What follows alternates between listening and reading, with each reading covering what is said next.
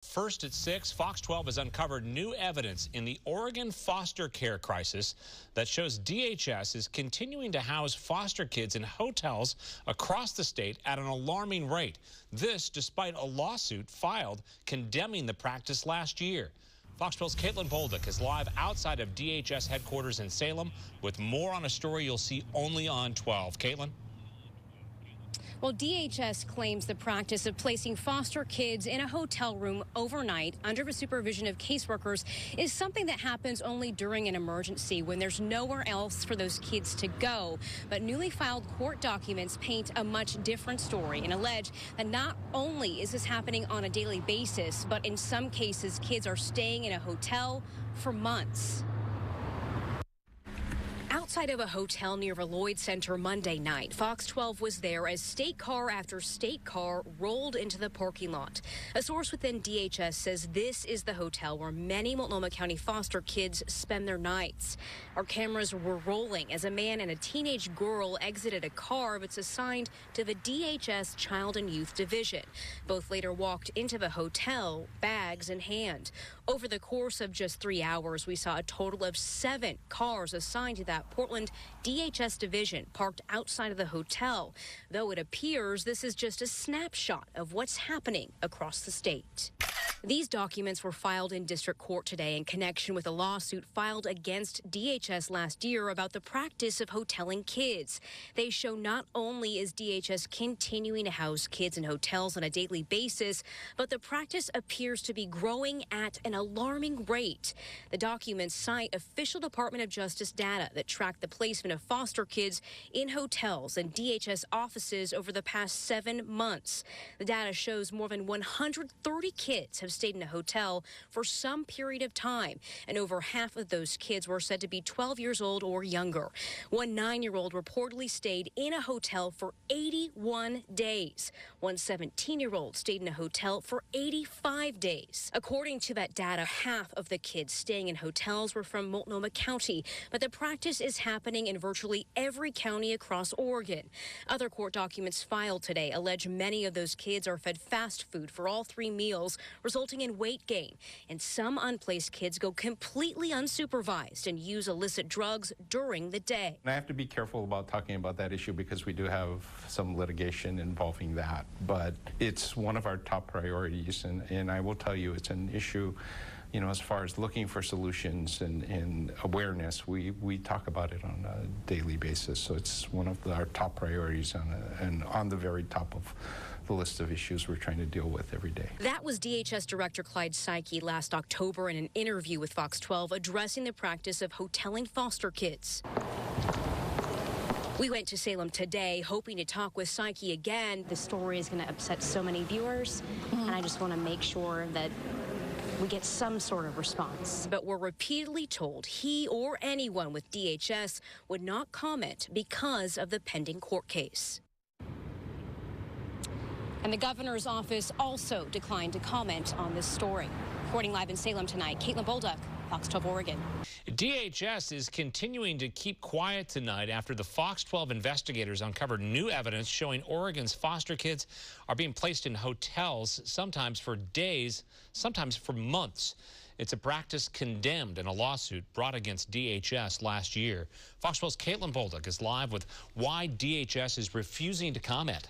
Yeah, Pete, good evening. DHS administrators tell us, based on the advice of their attorneys at the Department of Justice, they simply cannot comment on these allegations. But today tweeted out a quarterly report to Governor Brown that's shining some light on the situation from their perspective. In the wake of a Fox 12 investigation that uncovered more than 130 foster kids were forced to spend the night in a hotel in the last 7 months, DHS administrators take to social media to send a message to Governor Brown. Embedded in the tweet is a letter written and signed by DHS Director Clyde Psyche, which aims at addressing child safety. A letter that claims the state certified some 660 foster families and placed children in their homes during the first quarter of 2017. And the agency has plans plans to open a short-term shelter for kids in need of placement called the Willamette Cottage. Additionally, Psyche writes their partnership with Every Child yielded some 387 foster families and adoption inquiries. But amidst the agency faces many challenges. When we talk about what's needed to solve it, there's certainly no silver bullet, and I think we all recognize that. The greatest way that we're going to move the dial in the crisis is having more foster families. Brooke Gray is the executive director of Every Child, an agency that recruits foster families in partnership with DHS. Gray says they're doing all that they can to recruit more families, even putting out radio ads and TV spots. She posts about the placement crisis on the Embrace Oregon Facebook page almost every day.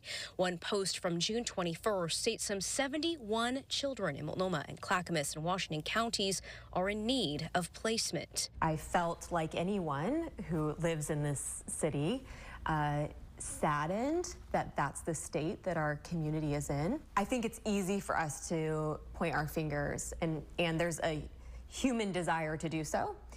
At the same time, what we recognize is that we want, as the community, to link arms with our Department of Human Services, and recognizing that the children in our community are just that. They're our children. They're not DHS children. Right now, Oregon's foster children are spending on average 11 days in a hotel, according to documents filed in district court. That number jumps to 20 days for kids living in Multnomah County. And in some cases, those documents reveal kids spend months in a hotel because there's nowhere else for them to go. Gray says she's determined to change that. I would encourage anyone in the community who saw that story and had the same kind of grief-stricken feeling and emotion to ask themselves what they can do. Well, in that letter to the governor, Psyche also noted that a temporary shelter for kids in need of placement will likely open in August and is considered a temporary solution to the problem, which DHS will seek to improve in the next 2 years.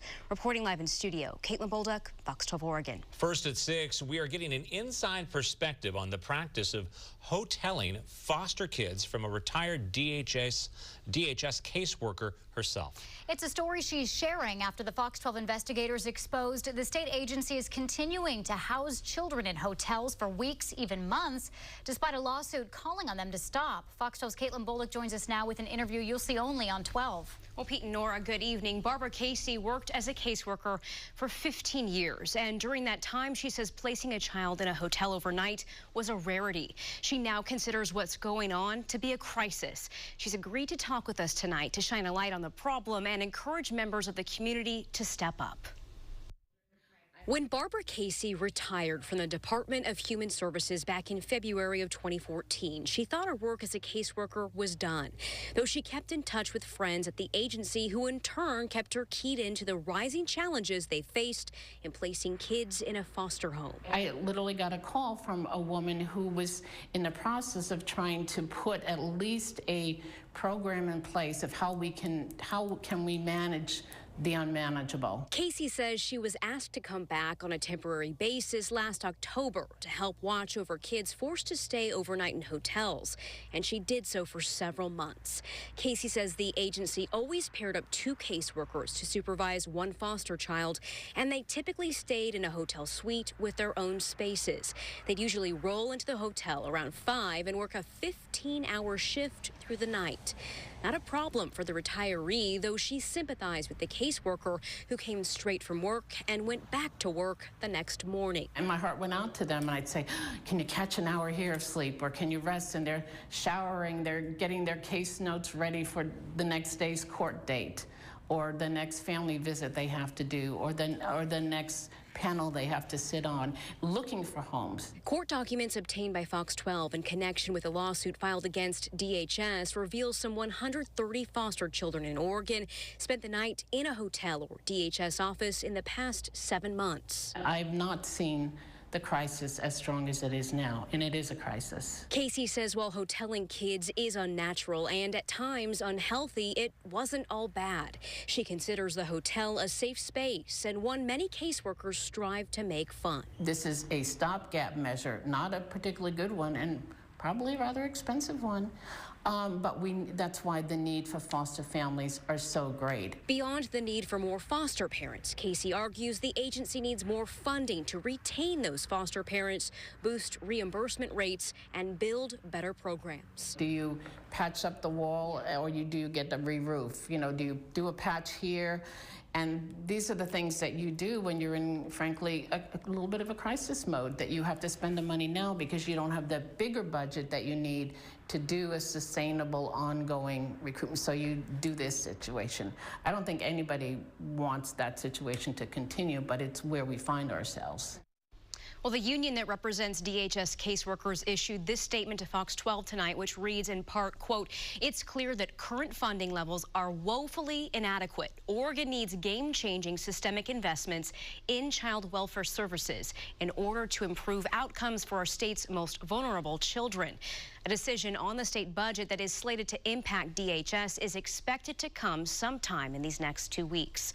Reporting live in studio, Caitlin Bolduc, Fox 12 Oregon. The Fox 12 investigators have uncovered the cost of placing Oregon's foster kids in hotel rooms, and it's adding up into the millions of dollars.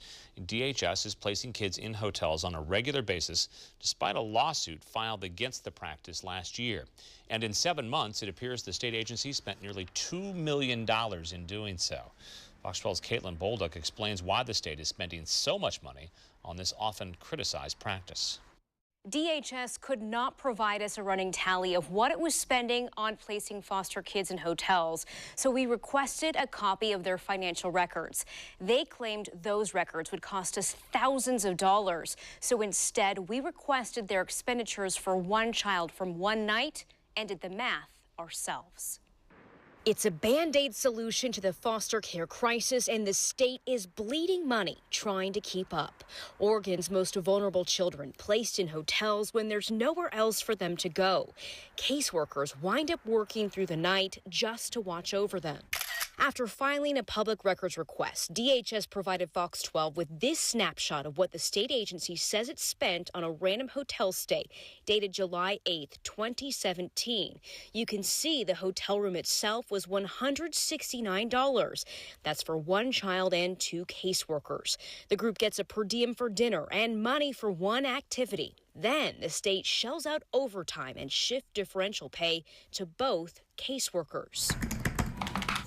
It's important to note each caseworker is paid on a sliding scale, and DHS says this salary is considered mid-range.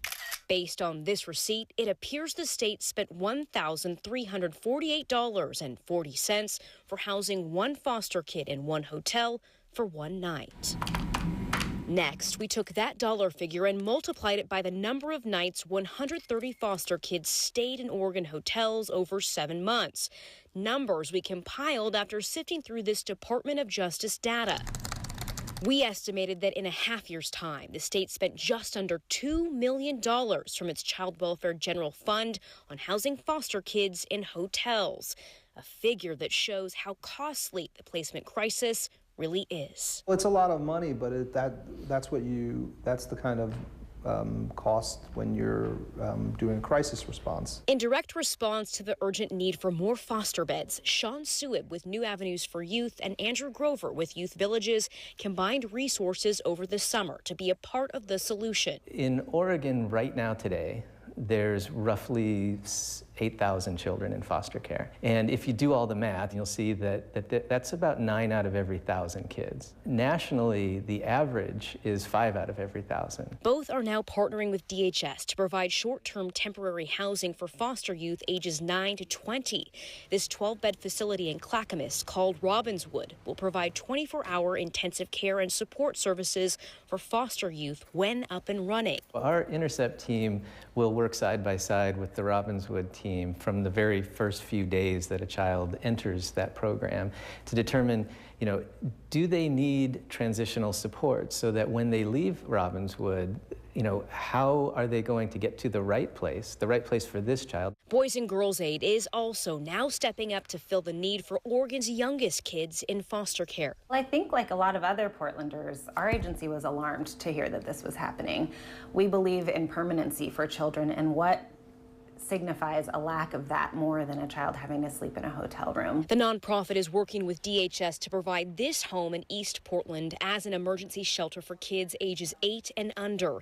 They've recruited 2 foster parents to live there full-time, rent-free, and will pay them a monthly retainer for providing care. The organization is also working to establish 2 other support homes to offer additional care for foster kids. Each will have the ability to take in up to 3 children. This is an innovative approach to foster care. Between the partnerships with DHS and these nonprofits, more than 20 beds will soon be available for unplaced youth. It's considered a critical step toward eradicating the state's multi-million-dollar practice of placing Oregon's foster children in hotels. There are a whole host of things that go into the need for a child welfare system. And those things weren't created by DHS. They're part of the reality of the community that we live in. After checking with the agency's budget department, a DHS spokesperson confirmed that $2 million figure is a reasonable rough estimate of what the agency has paid for placing kids in hotels. In response to this story, DHS issued this statement to Fox 12, which says in part, quote, "We believe that in total, the 27 beds coming online this fall, including Robbinswood and partnerships with Boys and Girls Aid and Maple Star, will greatly and probably permanently abate the need to use hotels for youth in foster care." Reporting in studio, Caitlin Bolduck, Fox 12 Oregon.